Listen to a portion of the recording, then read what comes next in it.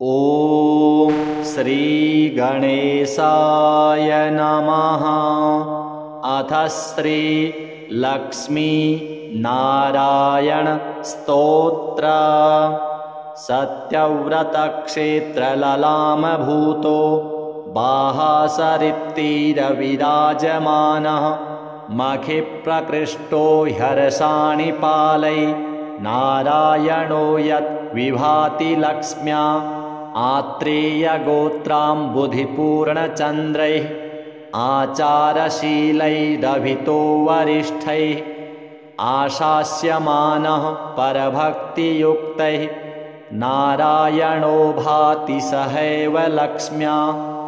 श्रीवैष्णवाग्रेसरमाननीयाः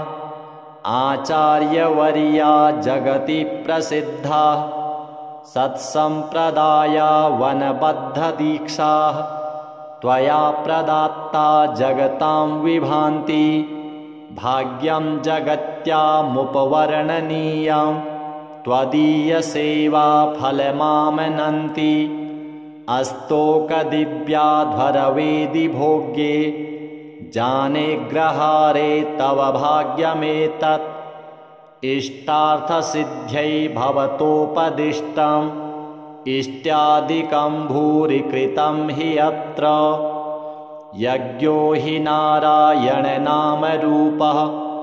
त्वमत्र भासीति विभावये त्वाम् आत्रेयगोत्रैकजनिप्रकृष्टाः द्विजत्वं प्रतिपद्यमानाः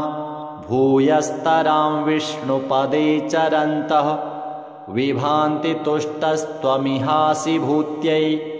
नारायणत्वं रमया समेतः प्राचीं दिशं वीक्ष्य मुहुः प्रसन्नः कुतो न जाने परमं रहस्यं यूपोज्ज्वलं स्तम्भमवेक्षसे किं यज्ञस्य साक्षी स्थिर एव लोके यज्ञस्थली चापि विभाति सुस्था ततोऽभिजाता वसतोऽग्रहारः विश्वप्रसिद्धोऽप्यधुना त्वयैव काञ्चुत्तराच्चोत्तमतां प्रणीता यज्ञैर्हि सज्जैः किल यायजूकैः अत्यन्ववायान्वयविद्वदग्र्यैः सुस्वध्वरैरध्वरवेदिदीप्रैः श्रीवादिहंसाम्बुदसूरिवर्य वंशावतंसैः किल विप्रवर्यैः श्रीश्रीनिवासाध्वरिभिः प्रतिष्ठां प्राप्तो ग्रहारो ह्यर्षाणि पालैः प्रतिष्ठितस्त्वं निजभूम्नि नित्यं प्रतिष्ठितस्त्वं परमाग्रहारे पुनः प्रतिष्ठा भवतः प्रशस्या चिराय नारायण सन्धिधत्स्व यमप्ययं प्राह्वयति स्म हृष्टो वरप्रदो वा रणशैलमूर्ध्नि देवाधिराजोऽप्ययदीक्षितोऽसौ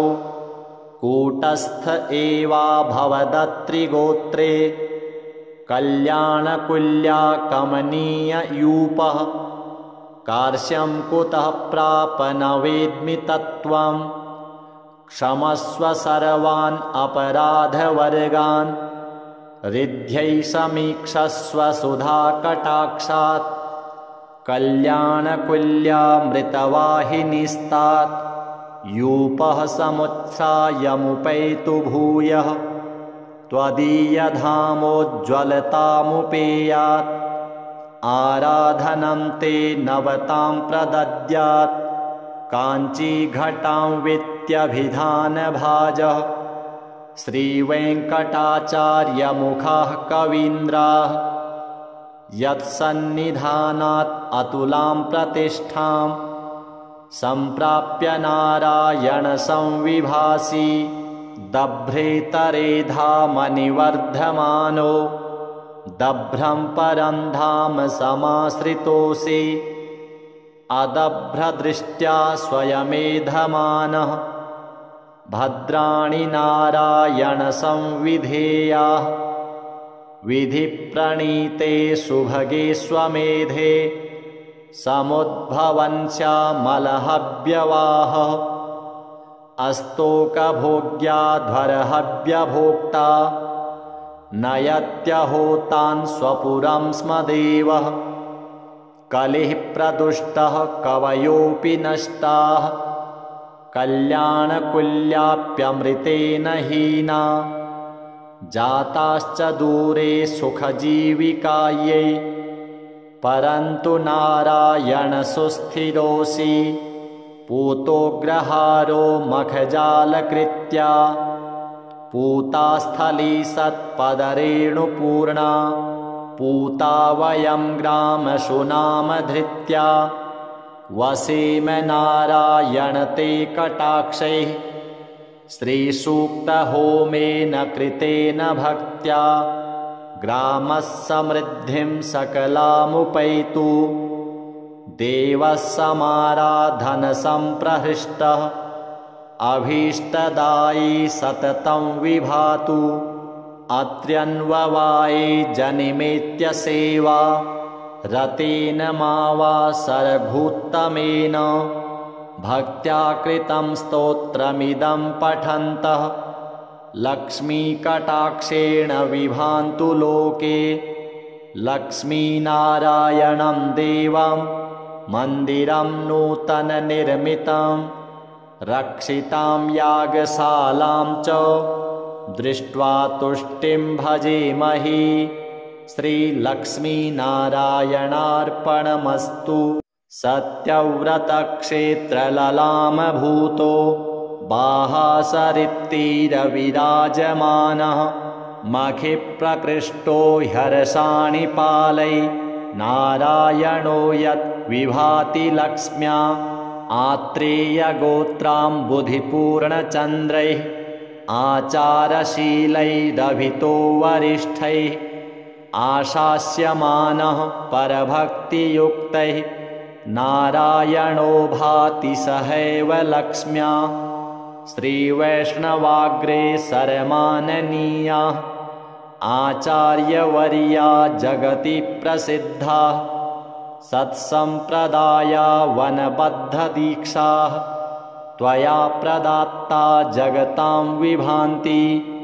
भाग्यं जगत्यामुपवर्णनीयं त्वदीयसेवा फलमामनन्ति अस्तोकदिव्याध्वरवेदि भोग्ये जाने ग्रहारे तव भाग्यमेतत् इष्टार्थसिद्ध्यै भवतोपदिष्टम् इष्ट्यादिकं भूरि कृतं हि अत्र यज्ञो हि नारायणनामरूपः त्वमत्र भासीति विभावये त्वाम् आत्रेयगोत्रैकजनिप्रकृष्टाः द्विजाद्विजत्वं प्रतिपद्यमानाः भूयस्तरां विष्णुपदे चरन्तः विभान्ति तुष्टस्त्वमिहासि भूत्यै नारायणत्वं रमया समेतः प्राचीं दिशं वीक्ष्य मुहुः प्रसन्नः कुतो न जाने परमं रहस्यं यूपोज्ज्वलं स्तम्भमवेक्षसे किं यज्ञस्य साक्षी स्थिर एव लोके यज्ञस्थली चापि विभाति सुस्था ततोऽभिजाता वसतोऽग्रहारः विश्वप्रसिद्धोऽप्यधुना त्वयैव काञ्चुत्तराच्चोत्तमतां प्रणीता यज्ञैर्हि सज्जैः किल यायजूकैः अत्यन्ववायान्वयविद्वदग्र्यैः सुस्वध्वरैरध्वरवेदिदीप्रैः श्रीवादिहंसाम्बुदसूरिवर्य वंशावतंसैः किल विप्रवर्यैः श्रीश्रीनिवासाध्वरिभिः प्रतिष्ठां प्राप्तो ग्रहारो ह्यर्षाणि पालै प्रतिष्ठितस्त्वं निजभूम्नि नित्यं प्रतिष्ठितस्त्वं परमाग्रहारे पुनः प्रतिष्ठा भवतः प्रशस्या चिराय नारायणसन्धिधत्स्व यमप्पयं प्राह्वयति स्म हृष्टो वरप्रदो वा रणशैलमूर्ध्नि देवाधिराजोऽप्ययदीक्षितोऽसौ कूटस्थ एवाभवदत्रिगोत्रे कल्याणकुल्या कमनीययूपः कार्श्यं कुतः प्राप न वेद्मि तत्त्वं क्षमस्व सर्वान् अपराधवर्गान् रिद्ध्यै समीक्षस्व सुधाकटाक्षात् कल्याणकुल्यामृतवाहिनीस्तात् यूपः समुत्सायमुपैतु भूयः त्वदीयधामोज्ज्वलतामुपेयात् आराधनं ते नवतां प्रदद्यात् काञ्चीघटां वित्यभिधानभाजः श्रीवेङ्कटाचार्यमुखाः कवीन्द्राः यत्सन्निधानात् अतुलां प्रतिष्ठां सम्प्राप्य नारायणसंविभासि दभ्रेतरेधामनिवर्धमानो दभ्रं परं धाम समाश्रितोऽसि अदभ्रदृष्ट्या स्वयमेधमानः भद्राणि नारायणसंविधेयाः विधिप्रणीते सुभगे स्वमेधे समुद्भवन्स्यामलहव्यवाहः अस्तोकभोग्याध्वरहव्यभोक्ता नयत्यहोतान् स्वपुरं स्म देवः कलिः प्रदुष्टः कवयोऽपि नष्टाः कल्याणकुल्याप्यमृतेन हीना जाताश्च दूरे सुखजीविकायै परन्तु नारायण सुस्थिरोऽसि पूतोग्रहारो मखजालकृत्या पूतास्थली सत्पदरेणुपूर्णा पूता वयं ग्रामशुनामधृत्या वसेम नारायण ते कटाक्षैः श्रीसूक्तहोमेन कृतेन भक्त्या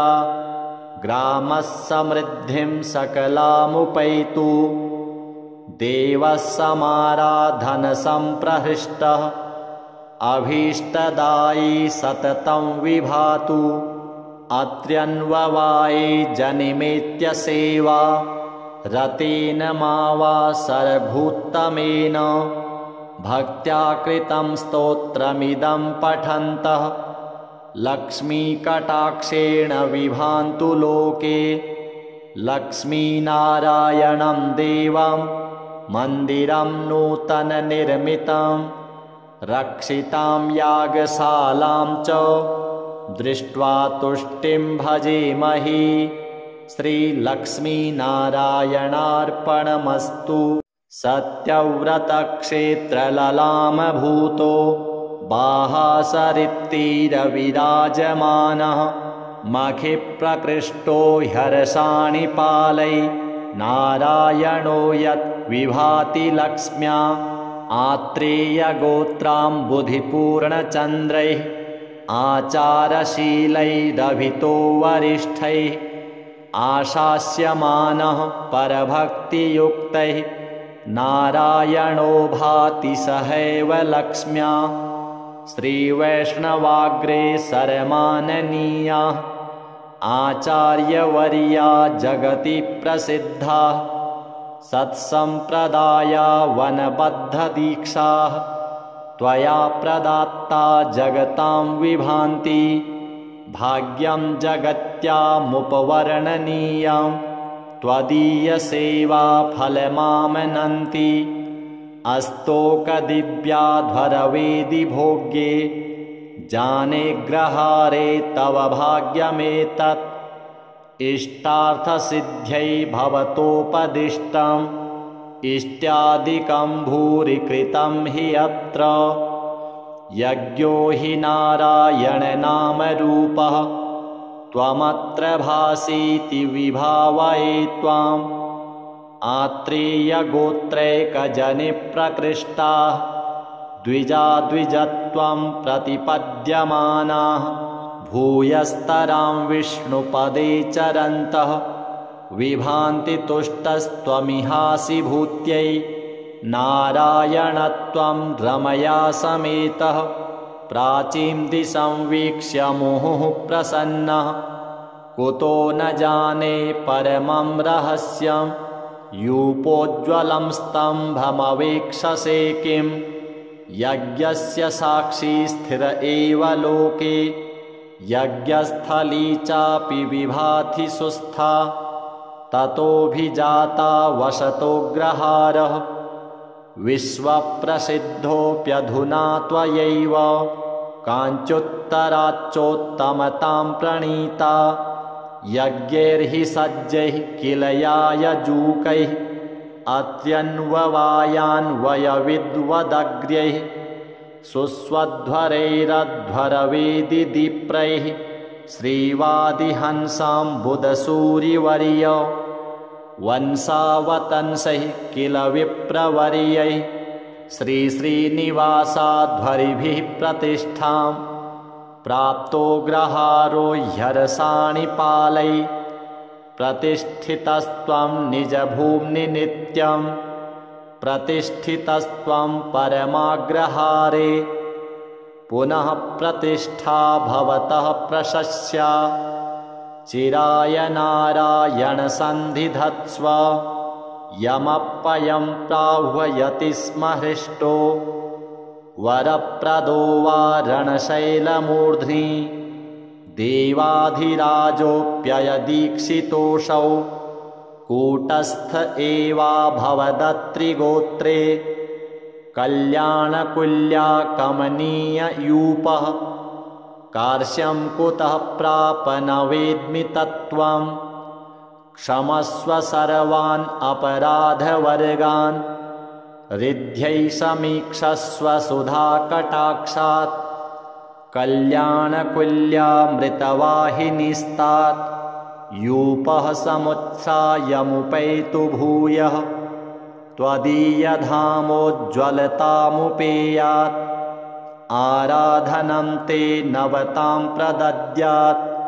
काञ्चीघटां वित्यभिधानभाजः श्रीवेङ्कटाचार्यमुखाः कवीन्द्राः यत्सन्निधानात् अतुलां प्रतिष्ठां सम्प्राप्य नारायण संविभासि दभ्रेतरेधामनिवर्धमानो दभ्रं परं धाम समाश्रितोऽसि अदभ्रदृष्ट्या स्वयमेधमानः भद्राणि नारायण संविधेयाः विधिप्रणीते सुभगे स्वमेधे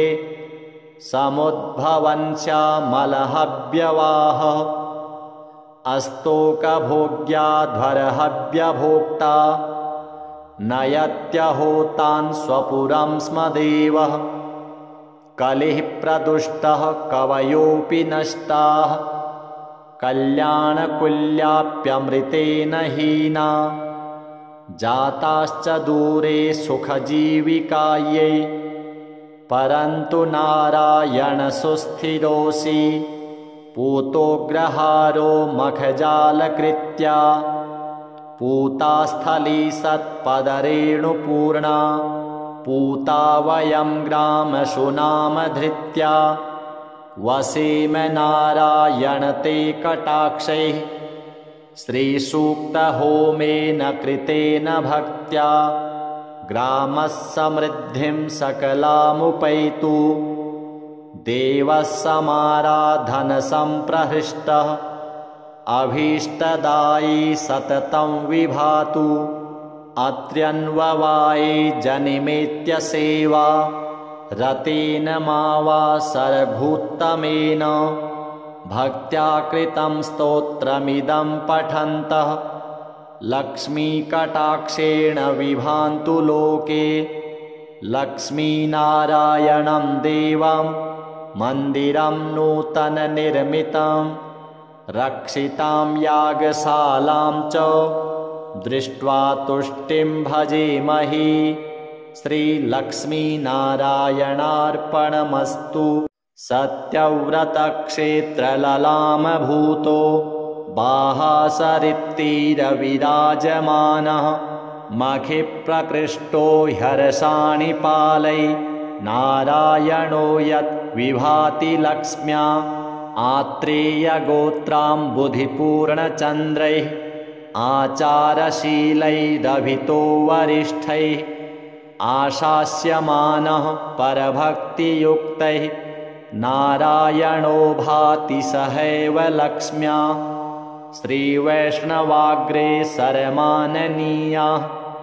आचार्यवर्या जगति प्रसिद्धा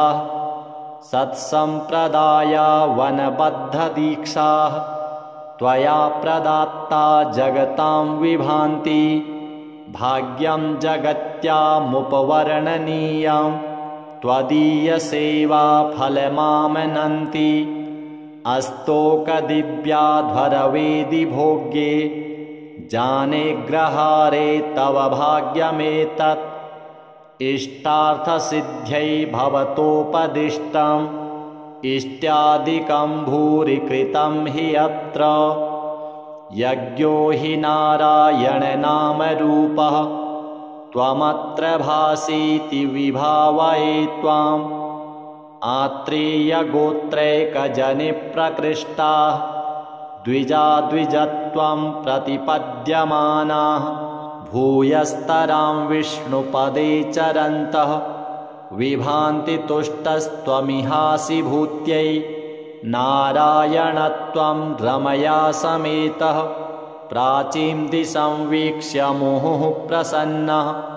कुतो न जाने परमं रहस्यं यूपोज्ज्वलं स्तम्भमवेक्षसे किं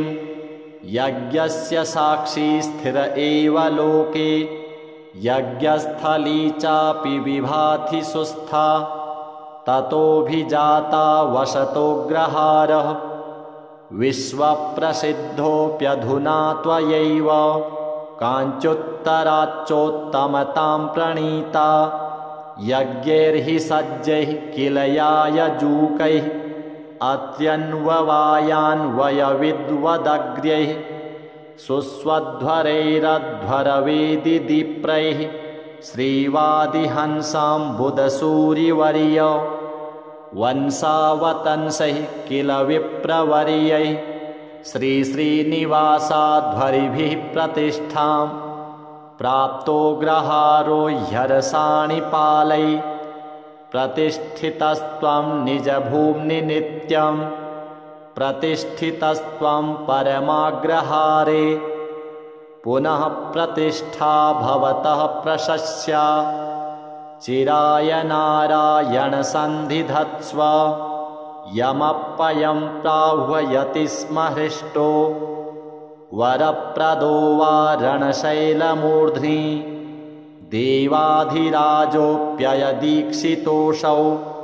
कूटस्थ एवाभवदत्रिगोत्रे कल्याणकुल्या कमनीययूपः कार्श्यं कुतः प्राप न वेद्मि तत्त्वं क्षमस्व सर्वान् अपराधवर्गान् रिद्ध्यै समीक्षस्व सुधाकटाक्षात् कल्याणकुल्यामृतवाहिनीस्तात् यूपः समुत्थायमुपैतु भूयः त्वदीयधामोज्ज्वलतामुपेयात्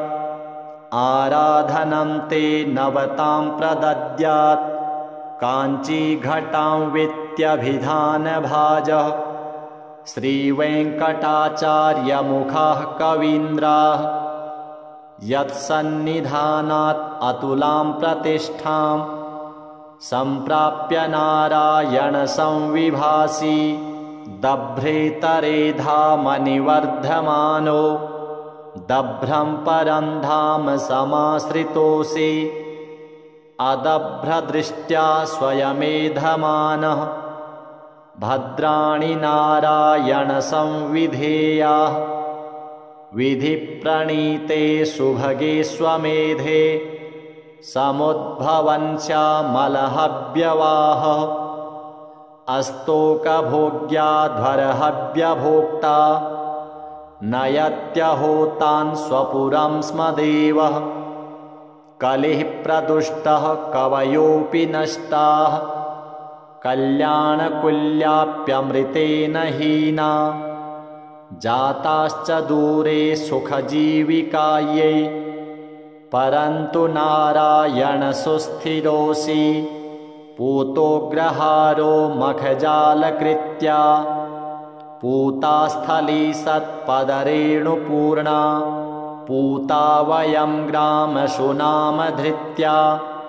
वसेम नारायण ते कटाक्षैः श्रीसूक्तहोमेन कृतेन भक्त्या ग्रामः समृद्धिं सकलामुपैतु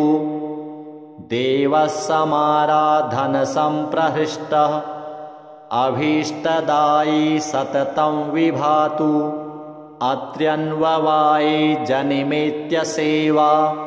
रतेन मावासरभूत्तमेन भक्त्या कृतं स्तोत्रमिदं पठन्तः लक्ष्मीकटाक्षेण विभान्तु लोके लक्ष्मीनारायणं देवं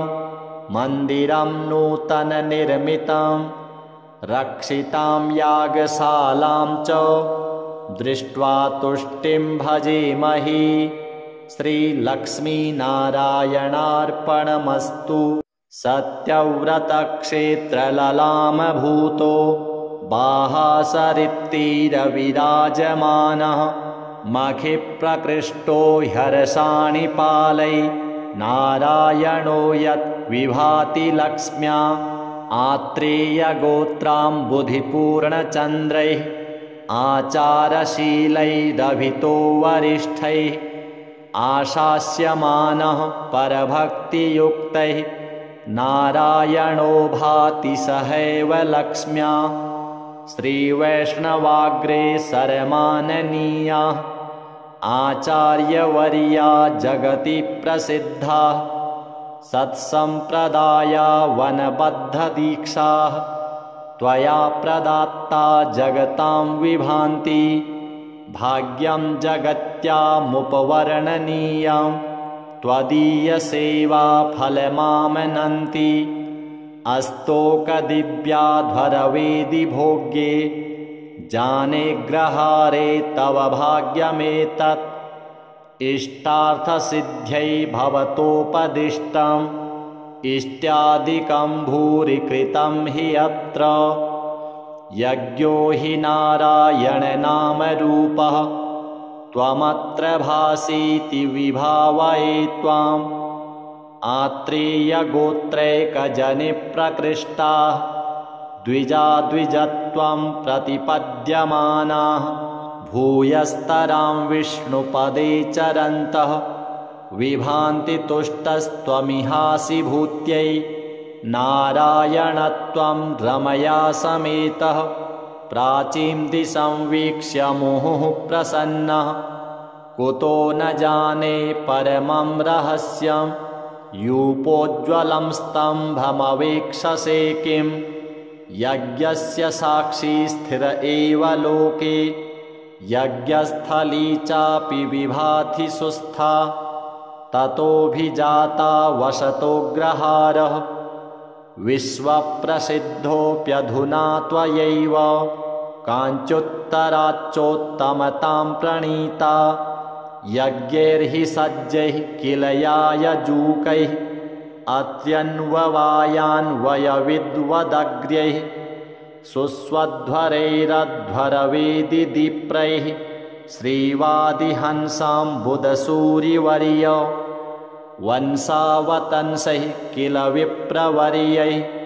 श्रीश्रीनिवासाध्वरिभिः प्रतिष्ठां प्राप्तो ग्रहारो ह्यर्षाणि पालै प्रतिष्ठितस्त्वं निजभूम्नि नित्यं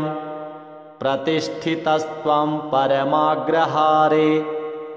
पुनः प्रतिष्ठा भवतः प्रशस्या चिराय नारायण सन्धिधत्स्व यमप्पयं प्राह्वयति स्म हृष्टो वरप्रदो वा रणशैलमूर्ध्नि देवाधिराजोऽप्ययदीक्षितोऽसौ कूटस्थ एवाभवदत्रिगोत्रे कल्याणकुल्या कमनीययूपः कार्श्यं कुतः प्राप न वेद्मि तत्त्वं क्षमस्व सर्वान् अपराधवर्गान् रिद्ध्यै समीक्षस्व सुधाकटाक्षात् कल्याणकुल्यामृतवाहिनीस्तात् यूपः समुत्सायमुपैतु भूयः त्वदीयधामोज्ज्वलतामुपेयात् आराधनं ते नवतां प्रदद्यात् काञ्चीघटां वित्यभिधानभाजः श्रीवेङ्कटाचार्यमुखाः कवीन्द्राः यत्सन्निधानात् अतुलां प्रतिष्ठां सम्प्राप्य नारायणसंविभासि दभ्रेतरेधामनिवर्धमानो दभ्रं परं धाम समाश्रितोऽसि अदभ्रदृष्ट्या स्वयमेधमानः भद्राणि नारायणसंविधेयाः विधिप्रणीते सुभगे स्वमेधे समुद्भवन्स्यामलहव्यवाहः अस्तोकभोग्याध्वरहव्यभोक्ता नयत्यहोतान् स्वपुरं स्म देवः कलिः प्रदुष्टः कवयोऽपि नष्टाः कल्याणकुल्याप्यमृतेन हीना जाताश्च दूरे सुखजीविकायै परन्तु नारायणसुस्थिरोऽसि पूतोग्रहारो मखजालकृत्या पूतास्थली सत्पदरेणुपूर्णा पूता वयं ग्रामशुनामधृत्या वसेम नारायण ते कटाक्षैः श्रीसूक्तहोमेन कृतेन भक्त्या ग्रामः समृद्धिं सकलामुपैतु देवः समाराधनसम्प्रहृष्टः अभीष्टदायी सततं विभातु अत्र्यन्ववाये जनिमेत्य सेवा रतेन मावासरभूत्तमेन भक्त्या कृतं स्तोत्रमिदं पठन्तः लक्ष्मीकटाक्षेण विभान्तु लोके लक्ष्मीनारायणं देवं मन्दिरं नूतननिर्मितं रक्षितां यागशालां च दृष्ट्वा तुष्टिं भजेमहि श्रीलक्ष्मीनारायणार्पणमस्तु। सत्यव्रतक्षेत्रललामभूतो बाहासरित्तीरविराजमानः मखिप्रकृष्टो ह्यर्षाणि पालै नारायणो यत् विभाति लक्ष्म्या आत्रेयगोत्राम्बुधिपूर्णचन्द्रैः आचारशीलैरभितो वरिष्ठैः आशास्यमानः परभक्तियुक्तैः नारायणो भाति सहैव लक्ष्म्या श्रीवैष्णवाग्रेसरमाननीयाः आचार्यवर्या जगति प्रसिद्धाः सत्सम्प्रदाया वनबद्धदीक्षाः त्वया प्रदात्ता जगतां विभान्ति भाग्यं जगत्यामुपवर्णनीयं त्वदीयसेवा फलमामनन्ति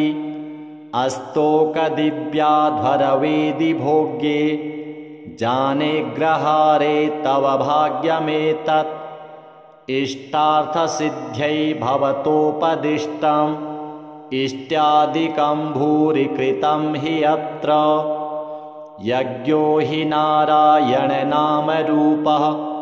त्वमत्र भासीति विभावये त्वाम् आत्रेयगोत्रैकजनिप्रकृष्टाः द्विजाद्विजत्वं प्रतिपद्यमानाः भूयस्तरां विष्णुपदे चरन्तः विभान्ति तुष्टस्त्वमिहासि भूत्यै नारायणत्वं रमया समेतः प्राचीं दिशं वीक्ष्य मुहुः प्रसन्नः कुतो न जाने परमं रहस्यं यूपोज्ज्वलं स्तम्भमवेक्षसे किं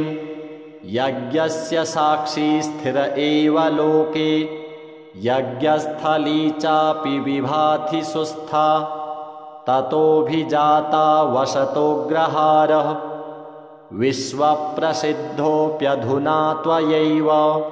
काञ्चुत्तराच्चोत्तमतां प्रणीता यज्ञैर्हि सज्जैः किल यायजूकैः अत्यन्ववायान्वयविद्वदग्र्यैः सुस्वध्वरैरध्वरवेदिदीप्रैः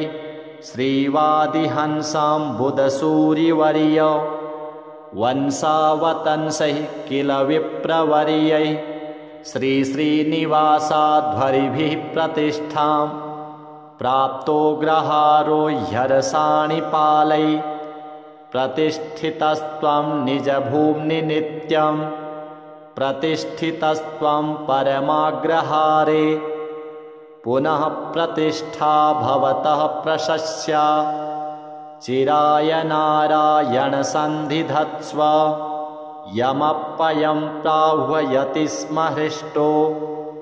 वरप्रदो वा रणशैलमूर्ध्नि देवाधिराजोऽप्ययदीक्षितोऽसौ कूटस्थ एवाभवदत्रिगोत्रे कल्याणकुल्या कमनीययूपः कार्श्यं कुतः प्राप न वेद्मि तत्त्वं क्षमस्व सर्वान् अपराधवर्गान् रिद्ध्यै समीक्षस्व सुधाकटाक्षात् कल्याणकुल्यामृतवाहिनीस्तात् यूपः समुत्सायमुपैतु भूयः त्वदीयधामोज्ज्वलतामुपेयात् आराधनं ते नवतां प्रदद्यात् काञ्चीघटां वित्यभिधानभाजः श्रीवेङ्कटाचार्यमुखाः कवीन्द्राः यत्सन्निधानात् अतुलां प्रतिष्ठां सम्प्राप्य नारायण संविभासि दभ्रेतरे धामनिवर्धमानो दभ्रं परं धाम समाश्रितोऽसि अदभ्रदृष्ट्या स्वयमेधमानः भद्राणि नारायण संविधेयाः विधिप्रणीते सुभगे स्वमेधे समुद्भवन्स्यामलहव्यवाहः अस्तोकभोग्याध्वरहव्यभोक्ता नयत्यहोतान् स्वपुरं स्म देवः कलिः प्रदुष्टः कवयोऽपि नष्टाः कल्याणकुल्याप्यमृतेन हीना जाताश्च दूरे सुखजीविकायै परन्तु नारायण सुस्थिरोऽसि पूतोऽग्रहारो मखजालकृत्या पूतास्थली सत्पदरेणुपूर्णा पूता वयं ग्रामशुनामधृत्या वसेम नारायण ते कटाक्षैः श्रीसूक्तहोमेन कृतेन भक्त्या ग्रामः समृद्धिं सकलामुपैतु देवः समाराधनसम्प्रहृष्टः अभीष्टदायी सततं विभातु अत्र्यन्ववाये जनिमेत्य सेवा रतेन मा वा सरभूत्तमेन भक्त्या कृतं स्तोत्रमिदं पठन्तः लक्ष्मीकटाक्षेण विभान्तु लोके लक्ष्मीनारायणं देवं मन्दिरं नूतननिर्मितं रक्षितां यागशालां च दृष्ट्वा तुष्टिं भजेमहि श्रीलक्ष्मीनारायणार्पणमस्तु। सत्यव्रतक्षेत्रललामभूतो बाहासरित्तीरविराजमानः मखिप्रकृष्टो ह्यर्षाणि पालै नारायणो यत् विभाति लक्ष्म्या आत्रेयगोत्राम्बुधिपूर्णचन्द्रैः आचारशीलैरभितो वरिष्ठैः आशास्यमानः परभक्तियुक्तैः नारायणो भाति सहैव लक्ष्म्या श्रीवैष्णवाग्रे सरमाननीयाः आचार्यवर्या जगति प्रसिद्धा सत्सम्प्रदाया वनबद्धदीक्षाः त्वया प्रदात्ता जगतां विभान्ति भाग्यं जगत्यामुपवर्णनीयं त्वदीयसेवा फलमामनन्ति अस्तोकदिव्याध्वरवेदि भोग्ये जाने ग्रहारे तव भाग्यमेतत् इष्टार्थसिद्ध्यै भवतोपदिष्टम् इष्ट्यादिकं भूरि कृतं हि अत्र यज्ञो हि नारायणनामरूपः त्वमत्र भासीति विभावये त्वाम् आत्रेयगोत्रैकजनिप्रकृष्टाः द्विजाद्विजत्वं प्रतिपद्यमानाः भूयस्तरां विष्णुपदे चरन्तः विभान्ति तुष्टस्त्वमिहासि भूत्यै नारायणत्वं रमया समेतः प्राचीं दिशंवीक्ष्य मुहुः प्रसन्नः कुतो न जाने परमं रहस्यं यूपोज्ज्वलं स्तम्भमवेक्षसे किं यज्ञस्य साक्षी स्थिर एव लोके यज्ञस्थली चापि विभाति सुस्था ततोऽभिजाता वसतोऽग्रहारः विश्वप्रसिद्धोऽप्यधुना त्वयैव काञ्चुत्तराच्चोत्तमतां प्रणीता यज्ञैर्हि सज्जैः किल यायजूकैः अत्यन्ववायान्वयविद्वदग्र्यैः सुस्वध्वरैरध्वरवेदिदीप्रैः श्रीवादिहंसाम्बुदसूरिवर्य वंशावतंसैः किल विप्रवर्यैः श्रीश्रीनिवासाध्वरिभिः प्रतिष्ठां प्राप्तो ग्रहारो ह्यर्षाणि पालै प्रतिष्ठितस्त्वं निजभूम्नि नित्यं प्रतिष्ठितस्त्वं परमाग्रहारे पुनः प्रतिष्ठा भवतः प्रशस्या चिराय नारायण सन्धिधत्स्व यमप्पयं प्राह्वयति स्म हृष्टो वरप्रदो वा रणशैलमूर्ध्नि देवाधिराजोऽप्ययदीक्षितोऽसौ कूटस्थ एवाभवदत्रिगोत्रे कल्याणकुल्या कमनीययूपः कार्श्यं कुतः प्राप न वेद्मि तत्त्वं क्षमस्व सर्वान् अपराधवर्गान् रिद्ध्यै समीक्षस्व सुधाकटाक्षात् कल्याणकुल्यामृतवाहिनीस्तात् यूपः समुत्सायमुपैतु भूयः त्वदीयधामोज्ज्वलतामुपेयात् आराधनं ते नवतां प्रदद्यात् काञ्चीघटां वित्यभिधानभाजः श्रीवेङ्कटाचार्यमुखाः कवीन्द्राः यत्सन्निधानात् अतुलां प्रतिष्ठां सम्प्राप्य नारायण संविभासि दभ्रेतरेधामनिवर्धमानो दभ्रं परं धाम समाश्रितोऽसि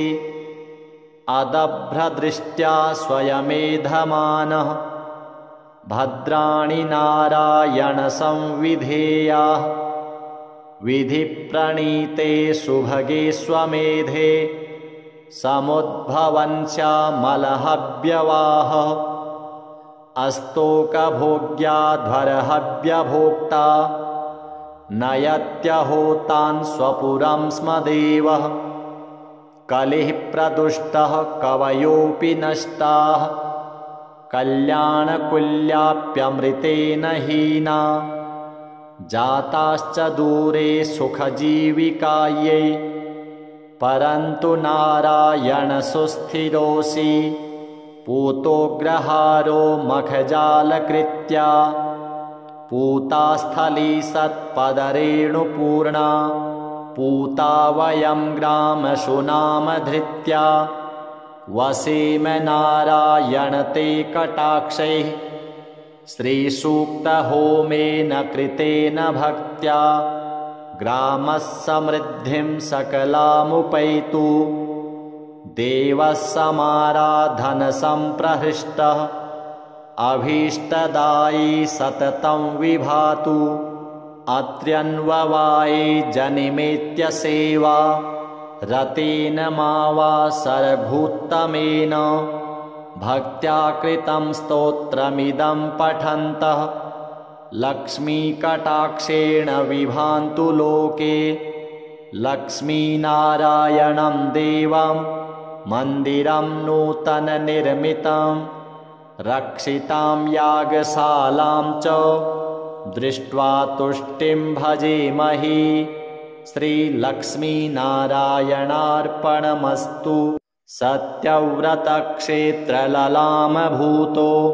बाहासरित्तीरविराजमानः मखिप्रकृष्टो ह्यर्षाणि पालै नारायणो यत् विभाति लक्ष्म्या आत्रेयगोत्राम्बुधिपूर्णचन्द्रैः आचारशीलैरभितो वरिष्ठैः आशास्यमानः परभक्तियुक्तैः नारायणो भाति सहैव लक्ष्म्या श्रीवैष्णवाग्रेसरमाननीयाः आचार्यवर्या जगति प्रसिद्धाः सत्सम्प्रदाया वनबद्धदीक्षाः त्वया प्रदात्ता जगतां विभान्ति भाग्यं जगत्यामुपवर्णनीयं त्वदीयसेवा फलमामनन्ति अस्तोकदिव्याध्वरवेदि भोग्ये जाने ग्रहारे तव भाग्यमेतत् इष्टार्थसिद्ध्यै भवतोपदिष्टम् इष्ट्यादिकं भूरि कृतं हि अत्र यज्ञो हि नारायणनामरूपः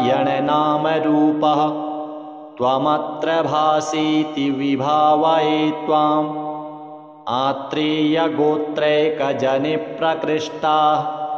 द्विजाद्विजत्वं प्रतिपद्यमानाः भूयस्तरां विष्णुपदे चरन्तः विभान्ति तुष्टस्त्वमिहासि भूत्यै नारायणत्वं रमया समेतः प्राचीं दिशं वीक्ष्य मुहुः प्रसन्नः कुतो न जाने परमं रहस्यं यूपोज्ज्वलं स्तम्भमवेक्षसे किं यज्ञस्य साक्षी स्थिर एव लोके यज्ञस्थली चापि विभाति सुस्था ततोऽभिजाता वसतोऽग्रहारः विश्वप्रसिद्धोऽप्यधुना त्वयैव काञ्चुत्तराच्चोत्तमतां प्रणीता यज्ञैर्हि सज्जैः किल यायजूकैः अत्यन्ववायान्वयविद्वदग्र्यैः सुस्वध्वरैरध्वरवेदिदीप्रैः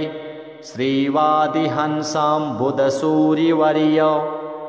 वंशावतंसैः किल विप्रवर्यैः श्रीश्रीनिवासाध्वरिभिः प्रतिष्ठां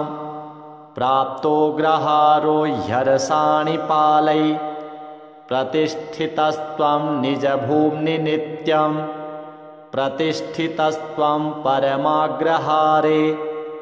पुनः प्रतिष्ठा भवतः प्रशस्या चिराय नारायण सन्धिधत्स्व यमप्पयं प्राह्वयति स्म हृष्टो वरप्रदो वा रणशैलमूर्ध्नि देवाधिराजोऽप्ययदीक्षितोऽसौ कूटस्थ एवा भवदत्रिगोत्रे कल्याणकुल्या कमनीययूपः कार्श्यं कुतः प्राप न वेद्मि तत्त्वं क्षमस्व सर्वान् अपराधवर्गान् रिद्ध्यै समीक्षस्व सुधाकटाक्षात् कल्याणकुल्यामृतवाहिनीस्तात् यूपः समुत्सायमुपैतु भूयः त्वदीयधामोज्ज्वलतामुपेयात् आराधनं ते नवतां प्रदद्यात् काञ्चीघटां वित्यभिधानभाजः श्रीवेङ्कटाचार्यमुखाः कवीन्द्राः यत्सन्निधानात् अतुलां प्रतिष्ठां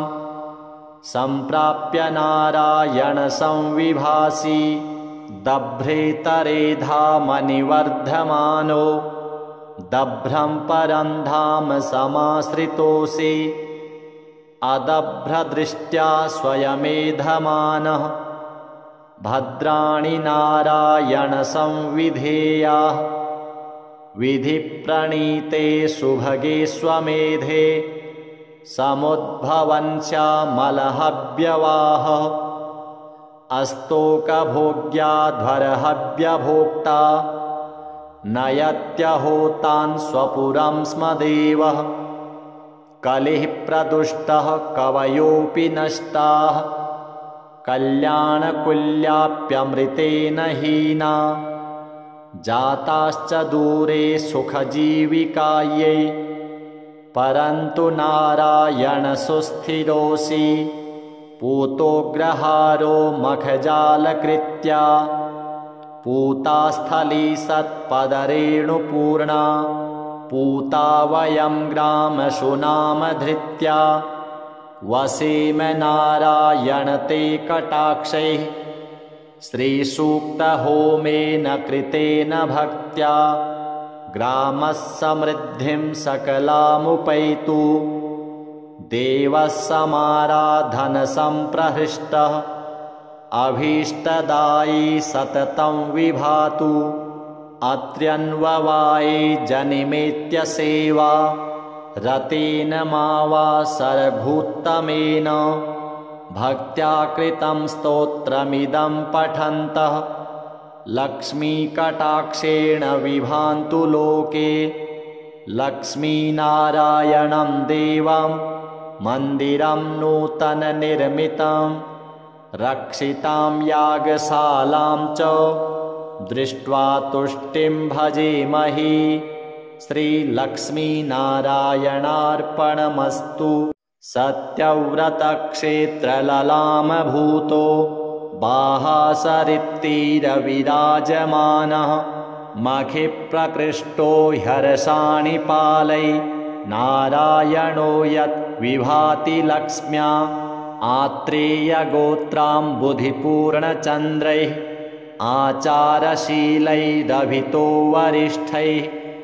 आशास्यमानः परभक्तियुक्तैः नारायणो भाति सहैव लक्ष्म्या श्रीवैष्णवाग्रे सरमाननीया आचार्यवर्या जगति प्रसिद्धा सत्सम्प्रदाया वनबद्धदीक्षाः त्वया प्रदात्ता जगतां विभान्ति भाग्यं जगत्यामुपवर्णनीयं त्वदीयसेवा फलमामनन्ति अस्तोकदिव्याध्वरवेदिभोग्ये जानेग्रहारे तव भाग्यमेतत् इष्टार्थसिद्ध्यै भवतोपदिष्टम् इष्ट्यादिकं भूरि कृतं हि अत्र यज्ञो हि नारायणनामरूपः त्वमत्र भासीति विभावये त्वाम् आत्रेयगोत्रैकजनिप्रकृष्टाः द्विजाद्विजत्वं प्रतिपद्यमानाः भूयस्तरां विष्णुपदे चरन्तः विभान्ति तुष्टस्त्वमिहासि भूत्यै नारायणत्वं रमया समेतः प्राचीं दिशं वीक्ष्य मुहुः प्रसन्नः कुतो न जाने परमं रहस्यं यूपोज्ज्वलं स्तम्भमवेक्षसे किं यज्ञस्य साक्षी स्थिर एव लोके यज्ञस्थली चापि विभाति सुस्था ततोऽभिजाता वसतोऽग्रहारः विश्वप्रसिद्धोऽप्यधुना त्वयैव काञ्चुत्तराच्चोत्तमतां प्रणीता यज्ञैर्हि सज्जैः किल यायजूकैः अत्यन्ववायान्वयविद्वदग्र्यैः सुस्वध्वरैरध्वरवेदिदीप्रैः श्रीवादिहंसाम्बुदसूरिवर्य वंसावतंसैः किल विप्रवर्यैः श्रीश्रीनिवासाध्वरिभिः प्रतिष्ठां प्राप्तोऽग्रहारो ह्यरसाणिपालैः प्रतिष्ठितस्त्वं निजभूम्नि नित्यं प्रतिष्ठितस्त्वं परमाग्रहारे पुनः प्रतिष्ठा भवतः प्रशस्या चिराय नारायण सन्धिधत्स्व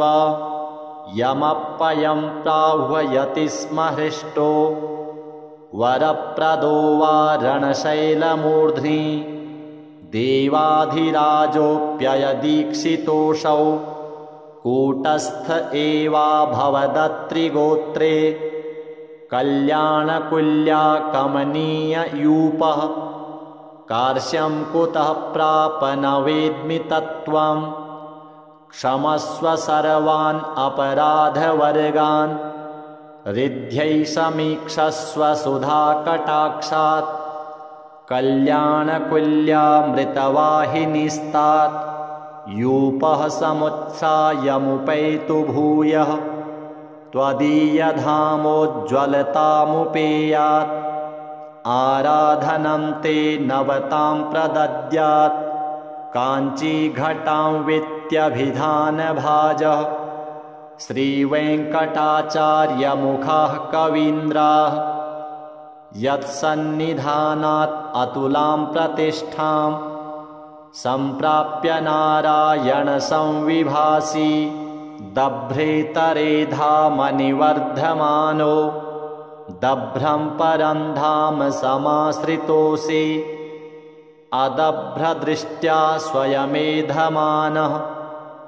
भद्राणि नारायण संविधेयाः विधिप्रणीते सुभगे स्वमेधे समुद्भवन्स्यामलहव्यवाह अस्तोकभोग्याध्वरहव्यभोक्ता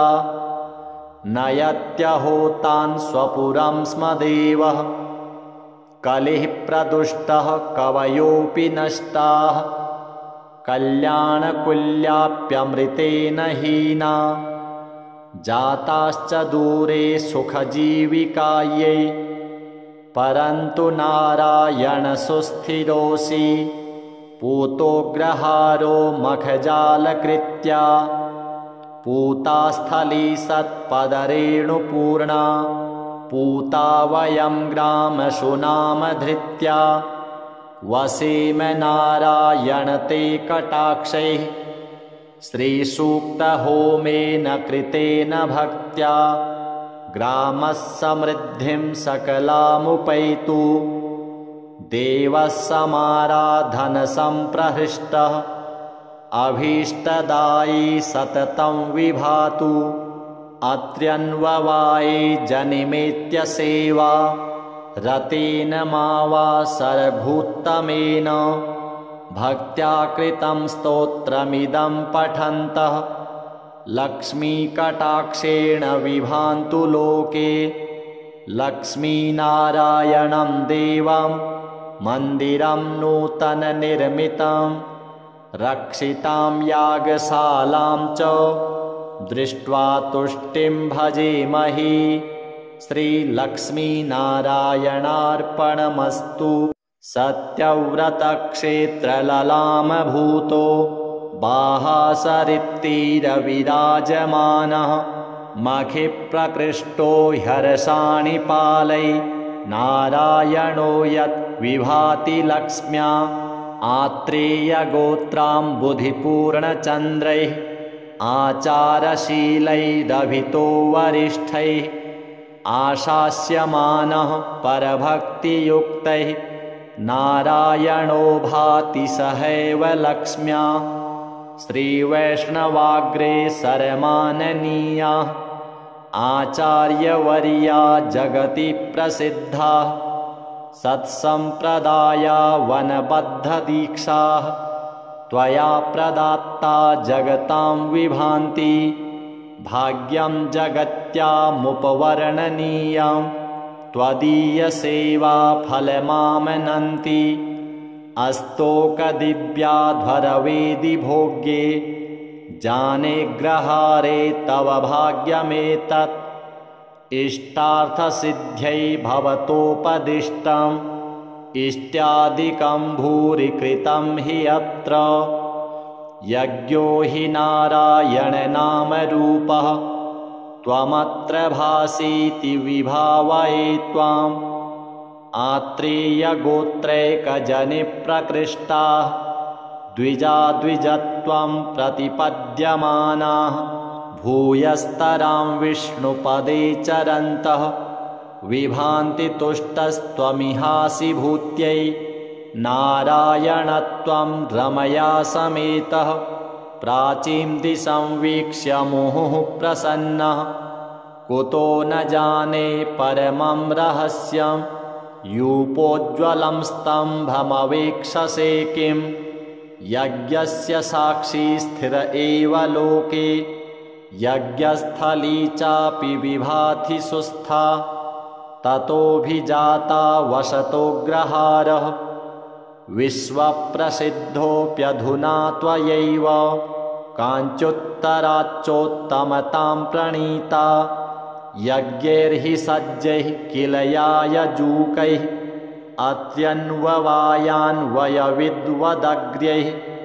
सुस्वध्वरैरध्वरवेदिदीप्रैः श्रीवादिहंसाम्बुदसूरिवर्य वंशावतंसैः किल विप्रवर्यैः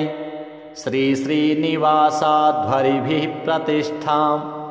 प्राप्तो ग्रहारो ह्यरसाणिपालैः प्रतिष्ठितस्त्वं निजभूम्नि नित्यं प्रतिष्ठितस्त्वं परमाग्रहारे पुनः प्रतिष्ठा भवतः प्रशस्या चिराय नारायण सन्धिधत्स्व यमप्पयं प्राह्वयति स्म हृष्टो वरप्रदो वा रणशैलमूर्ध्नि देवाधिराजोऽप्ययदीक्षितोऽसौ कूटस्थ एवाभवदत्रिगोत्रे कल्याणकुल्या कमनीययूपः कार्श्यं कुतः प्राप न वेद्मि तत्त्वं क्षमस्व सर्वान् अपराधवर्गान् रिद्ध्यै समीक्षस्व सुधाकटाक्षात् कल्याणकुल्यामृतवाहिनीस्तात् यूपः समुत्सायमुपैतु भूयः त्वदीयधामोज्ज्वलतामुपेयात् आराधनं ते नवतां प्रदद्यात् काञ्चीघटां वित्यभिधानभाजः श्रीवेङ्कटाचार्यमुखाः कवीन्द्राः यत्सन्निधानात् अतुलां प्रतिष्ठां सम्प्राप्य नारायण संविभासि दभ्रेतरेधामनिवर्धमानो दभ्रं परं धाम समाश्रितोऽसि अदभ्रदृष्ट्या स्वयमेधमानः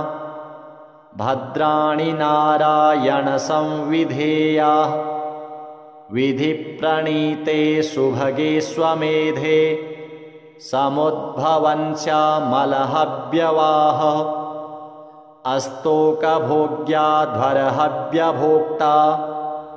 नयत्यहोतान् स्वपुरं स्म देवः कलिः प्रदुष्टः कवयोऽपि नष्टाः कल्याणकुल्याप्यमृतेन हीना जाताश्च दूरे सुखजीविकायै परन्तु नारायण सुस्थिरोऽसि पूतोग्रहारो मखजालकृत्या पूता स्थली सत्पदरेणुपूर्णा पूता वयं ग्रामशुनामधृत्या वसेम नारायण ते कटाक्षैः श्रीसूक्तहोमेन कृतेन भक्त्या ग्रामः समृद्धिं सकलामुपैतु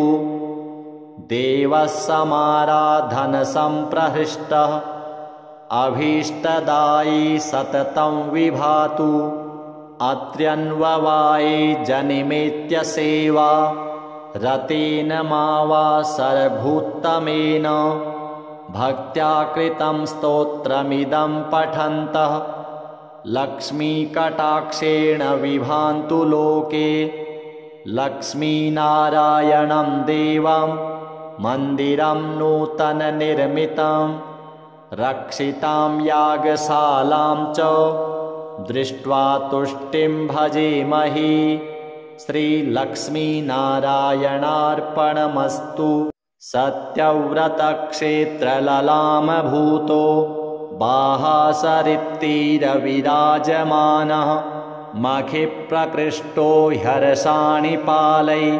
नारायणो यत् विभाति लक्ष्म्या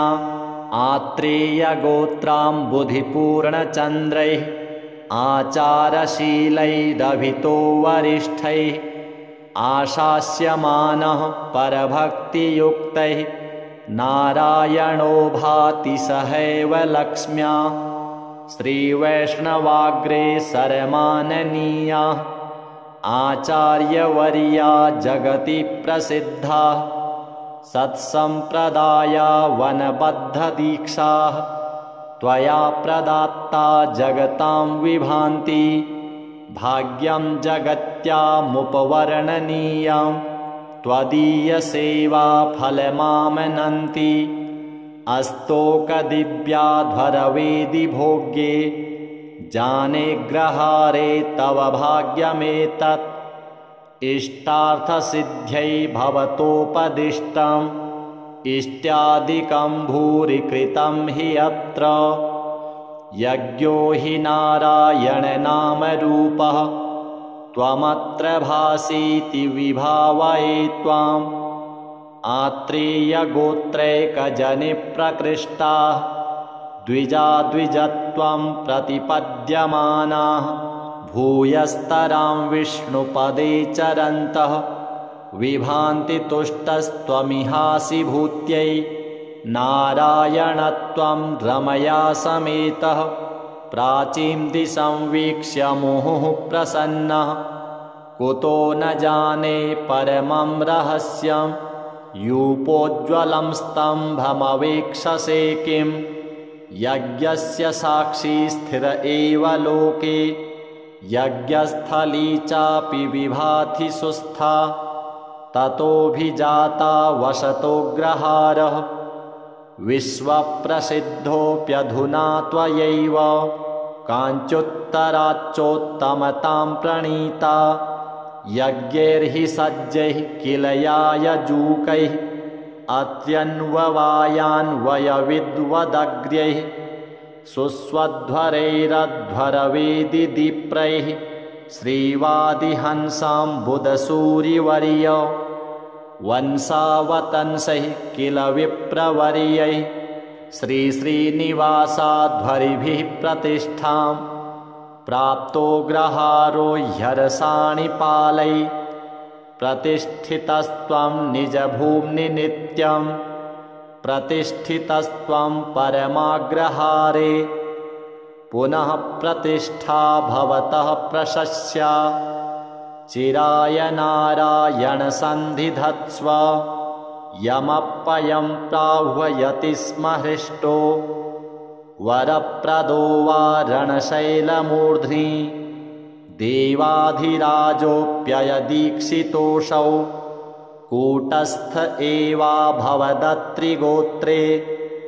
कल्याणकुल्या कमनीययूपः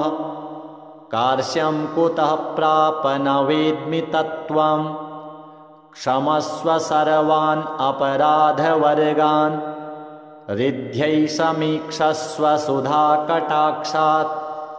कल्याणकुल्यामृतवाहिनीस्तात् यूपः समुत्सायमुपैतु भूयः त्वदीयधामोज्ज्वलतामुपेयात्